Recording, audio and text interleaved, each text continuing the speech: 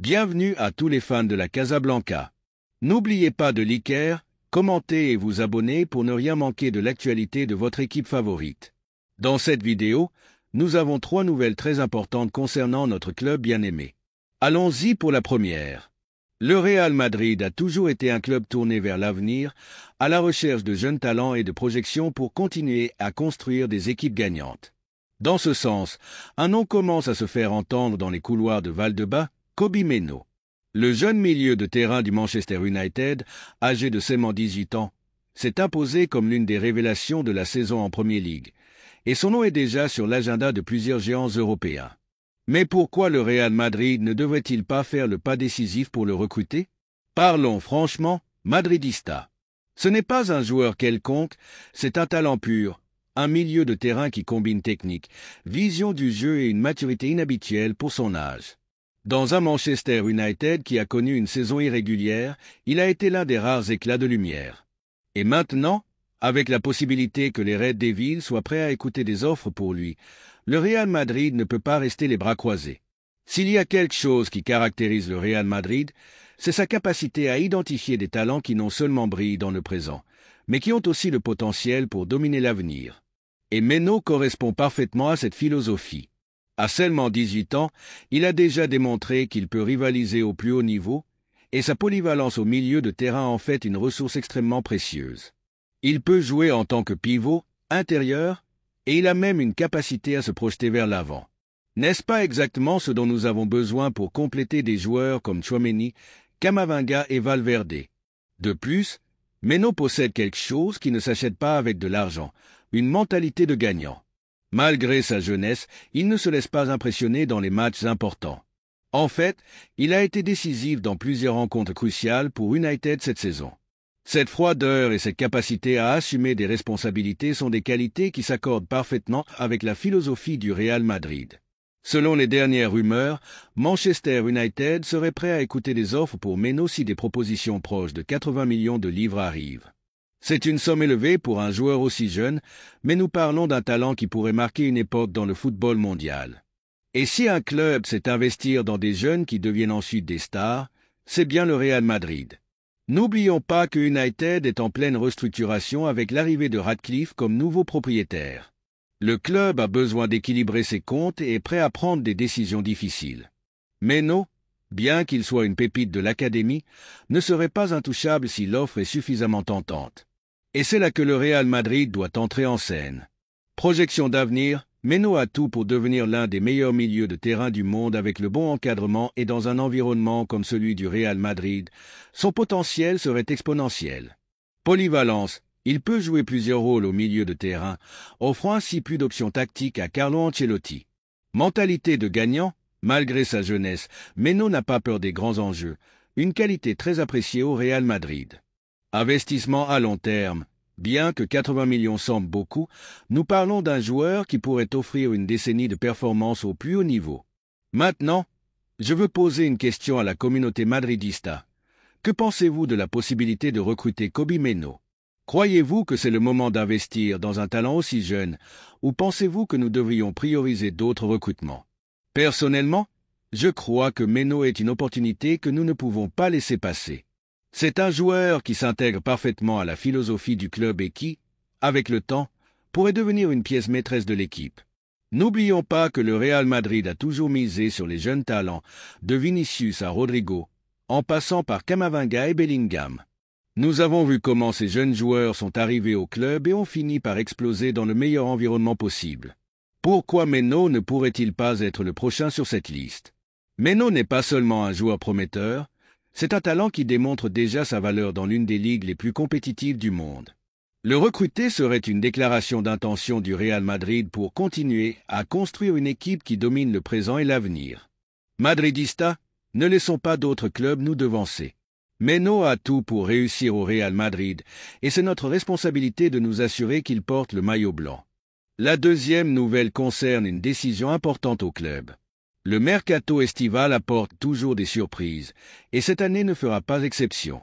Selon les dernières rumeurs, le Real Madrid pourrait recevoir une offre astronomique pour Dani Ceballos, l'un des joueurs qui s'est peu à peu fait une place dans l'équipe de Carlo Ancelotti. Le milieu de terrain andalou, arrivé au club en 2017, a démontré à plusieurs reprises sa qualité et sa capacité à apporter équilibre et créativité au milieu de terrain. Cependant, il semble que son bon moment n'ait pas passé inaperçu, et des clubs comme Al Hilal en Arabie Saoudite seraient prêts à payer plus de 55 millions d'euros pour son transfert, en plus de lui offrir un salaire astronomique de 20 millions par an. En tant que madridista, je ne peux m'empêcher de me demander, sommes-nous vraiment prêts à laisser partir un joueur comme Ceballos? Est-ce le bon moment de le vendre, juste au moment où il démontre sa valeur et gagne la confiance de l'entraîneur?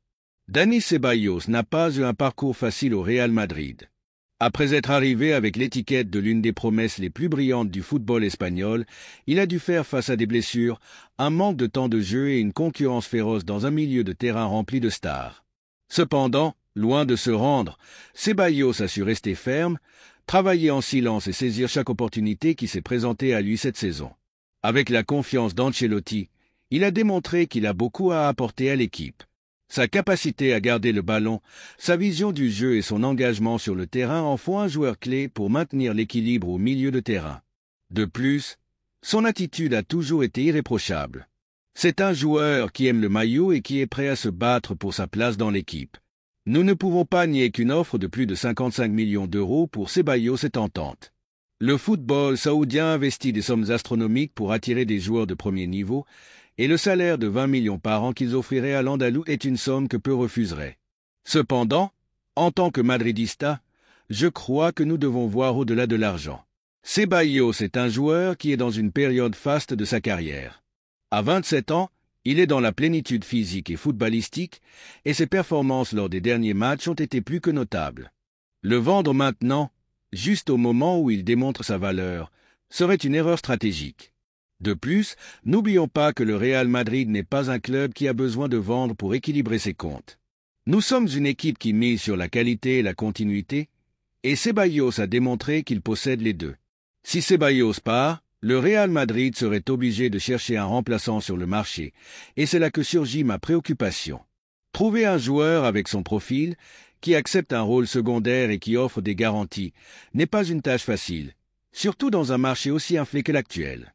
Ceballos n'est pas un titulaire indiscutable, mais c'est un joueur qui est toujours prêt à apporter quand on a besoin de lui. Ce type de joueur est difficile à trouver. De plus, n'oublions pas que le milieu de terrain est l'une des zones les plus importantes de l'équipe.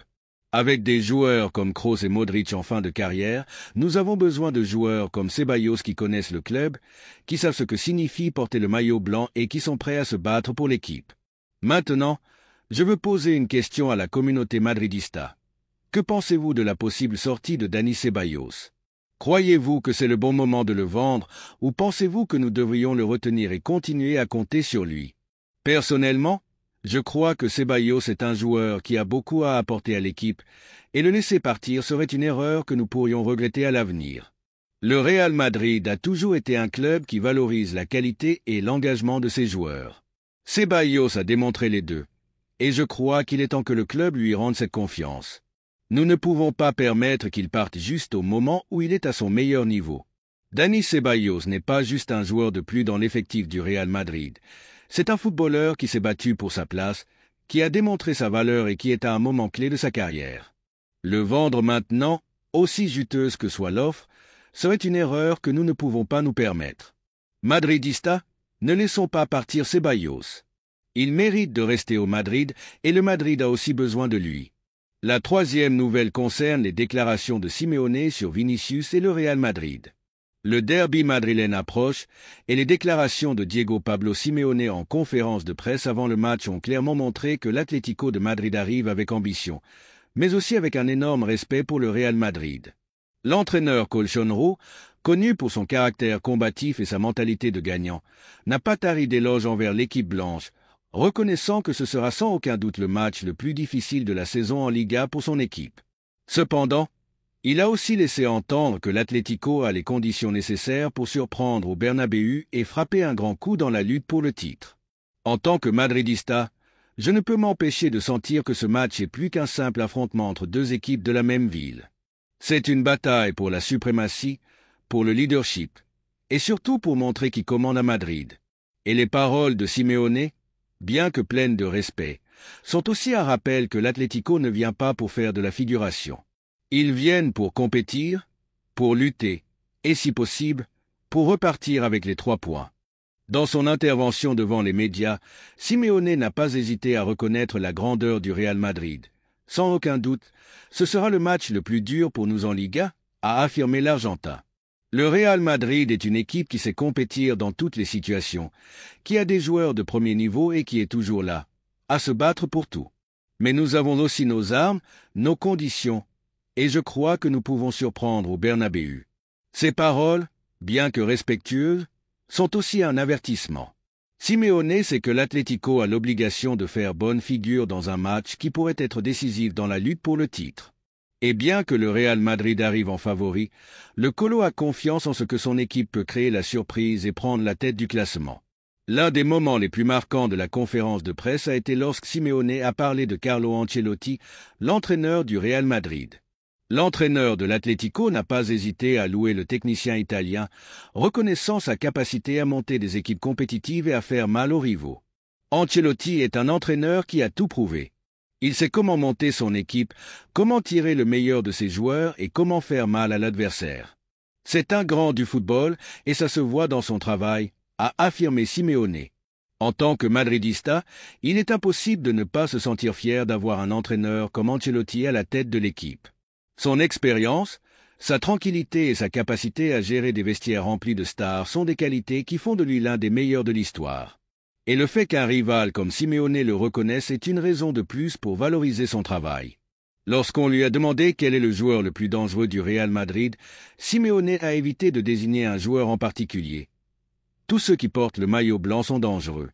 Ils ne sont pas au Real Madrid pour rien, a répondu le Colo. Cette phrase, bien que simple, est un hommage tacite à la qualité de l'équipe blanche.